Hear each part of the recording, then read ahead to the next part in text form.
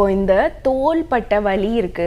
தோள்பட்டைய பயன்படுத்தும் போது நம்ம கையை தூக்கும் போதோ இல்லை ஒரு பொருள் எடுக்கும் போதோ நம்மளுக்கு இங்கே வலிக்குது, கழுத்துலேருந்து அந்த வலி வருது, தோள்பட்டையிலேருந்து நம்ம விழா பக்கம் போகுது. இது முதல்ல நம்மளுக்கு வாய்வு பிடிப்பு இருக்கான்றதை நம்ம பார்க்கணும்.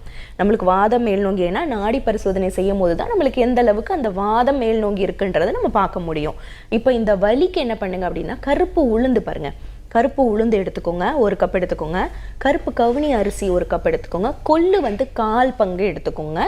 வெந்தயம் ஒரு 2-3 டீஸ்பூன் எடுத்துக்கிட்டா போதும், ரொம்ப கம்மி அளவு எடுத்துக்கோங்க.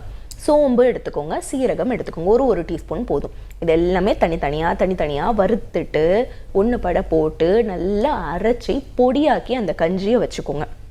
அப்போ என்ன பண்ணுங்க, தினமும் வாரத்துக்கு ஒரு 2 நாள், வாரத்துக்கு ஒரு 3 நாள் அப்படின்ற மாதிரி அந்த கஞ்சி செய்து கொஞ்சம் எடுத்துக்கிறது நல்லது. 2வது உளுந்து தைலம், வாத நாராயணி தைலம், இல்லை பிண்ட தைலம், இந்த மாதிரி நிறைய தைலங்கள் இருக்குது. அதில் ஏதாவது ஒரு வாதம் குறைக்கக்கூடிய அந்த வாத நாராயணி தைலம் இன்னும் நல்ல எஃபெக்டிவாக இருக்குது. அந்த தைலம் வாங்கி நல்லா சூடு பண்ணிவிட்டு நல்ல கழுத்து, முதுகு, தோள்பட்டை எல்லா பக்கத்துலேயும் நல்லா அந்த மசாஜ் பண்ணி வட்ட வடிவில் எண்ணெய் கொஞ்சம் போட்டு சூடு பண்ணி போட்டு மசாஜ் பண்ணி விட்டாலே நல்லாவே அந்த வாதம் குறையும். உள்ளுக்கு நான் கொடுக்குறதையுமே எடுத்துக்க சொல்லுங்கள். வெளிப்பிரயோகமாக இந்த தைலமும் இது பண்ணுங்கள், கண்டிப்பாக அந்த வலி குறைஞ்சிரும்.